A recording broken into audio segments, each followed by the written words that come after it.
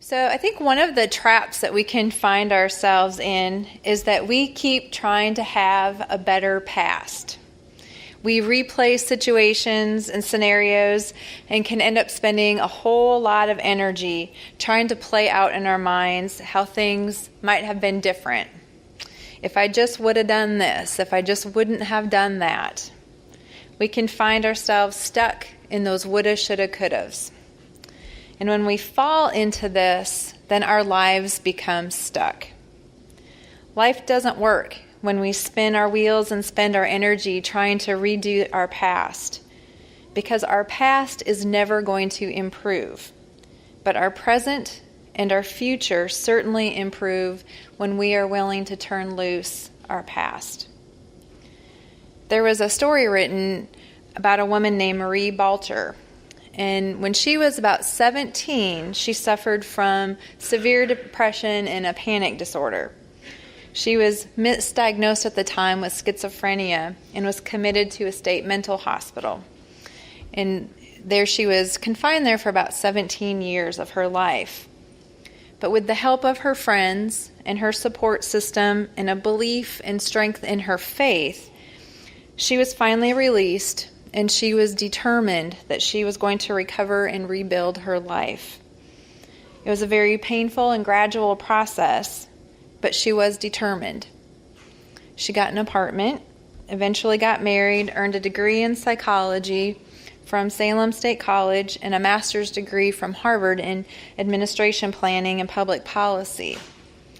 And Marie Balter ended up returning to that same state mental hospital, but this time she came back as their administrator. And in the interview with Marie, she said that I made up my mind that I would not continue to be a victim. She said that she would not have grown at all if she had not learned how to forgive. She said if you don't forgive your parents or your children or yourself, you never get beyond the anger. And forgiving is a way of reaching out from a bad past and being able to embrace the present and head out to a more positive future. Each of us in here this morning, and each of us who are outside of these walls has a story. And we all have struggles, which we may or may not relate to the level of struggles that Marie Balter faced. But they are our struggles, and they are important to us. We face times in our life when our safety, our sanity, balance, and even our very own life feels threatened.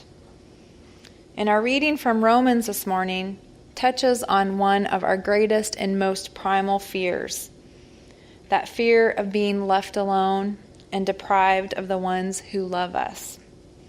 That need to feel connected, to be joined to and accepted by someone who loves us, to feel safe, is one of the deepest needs in our species of being human beings.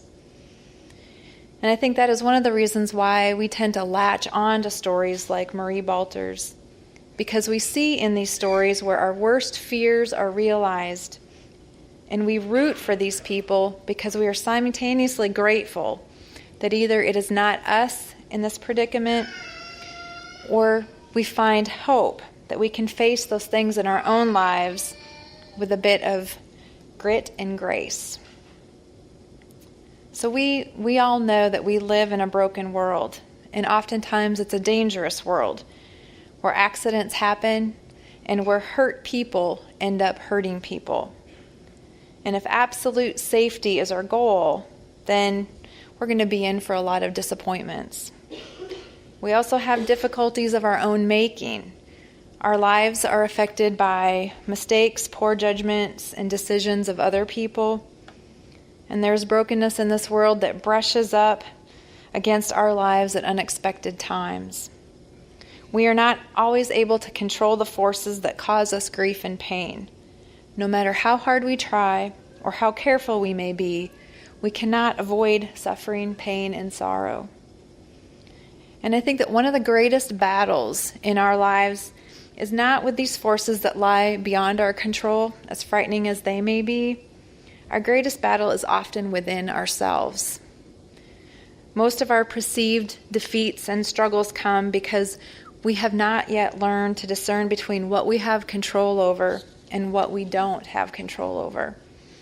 And we spend our time trying to control the variable outside of our lives that we really don't have control over.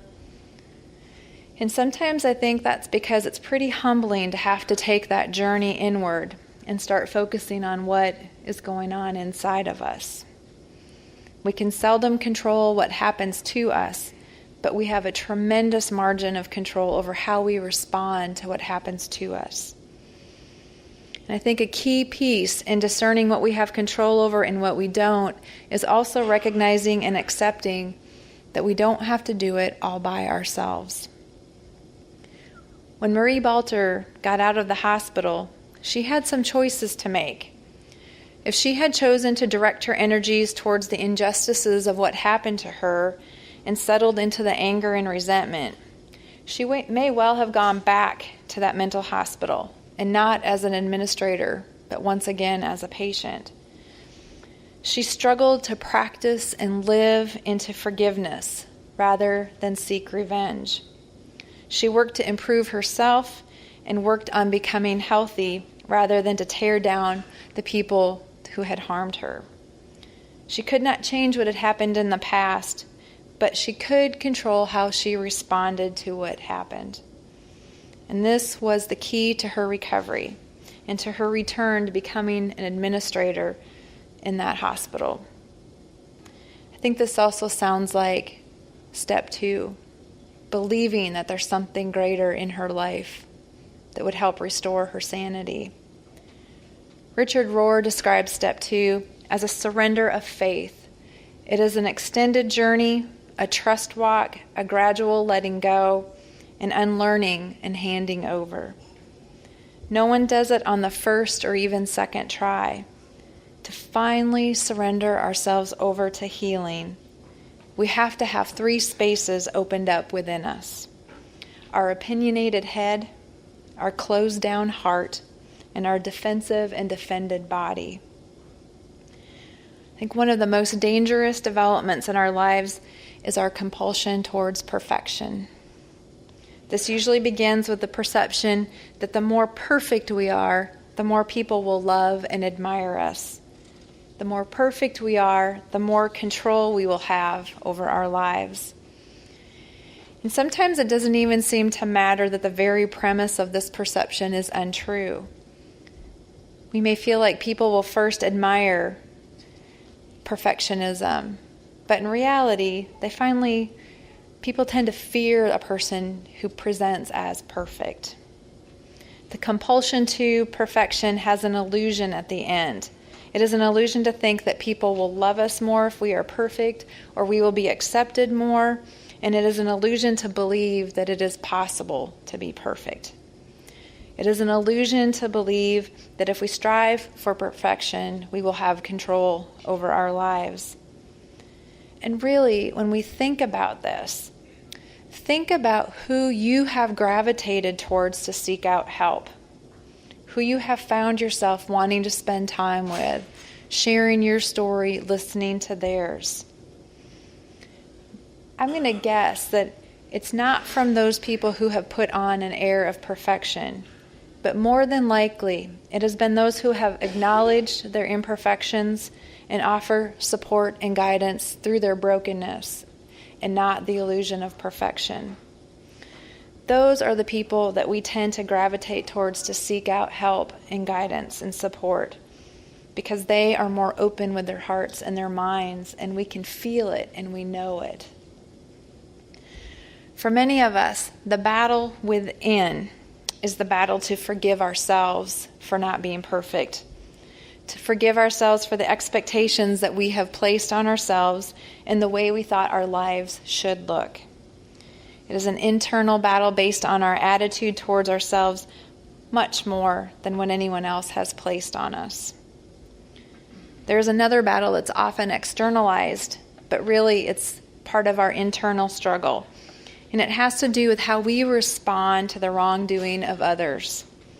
It is that place within us that wants to see people get what we think they deserve. We tend to think that punishment and revenge will help with our feelings, but as strange as it may seem, it only compounds our problems.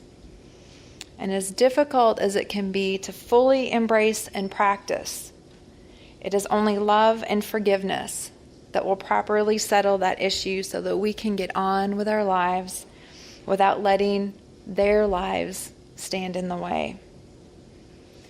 The big book addresses this difficulty of being able to forgive others and turns it around for us to pray for that person that we're holding a resentment towards, and to pray for them those things that we want for ourselves, to offer that to that person. And it taps into those three things Richard Rohr says are needed to believe that a power greater than ourselves can restore us to sanity. We open up our own opinionated heads, and we open our hearts, and we open up our defensive bodies. And here we have our reading from Paul that is reminding us that our imperfections, our resentments, our frailties, our failures, our deepest, darkest fears, none of these things will separate us from God. Nothing can separate us from God. No matter what nightmares we may dream or experience, and no matter where we may go and what we may do, no matter even what may have been done to us, nothing can separate us from God. And Paul's list is exhaustive, but I think we can always add more to that list. Disease and divorce, bankruptcy, addiction, anything that you would want to put onto that list. What are the things that you have felt have separated you from God? Or maybe you've wondered if God has separated God's self from you. What are those things that you have done or have happened to you that you fear have maybe put you in a different category and separated you from God?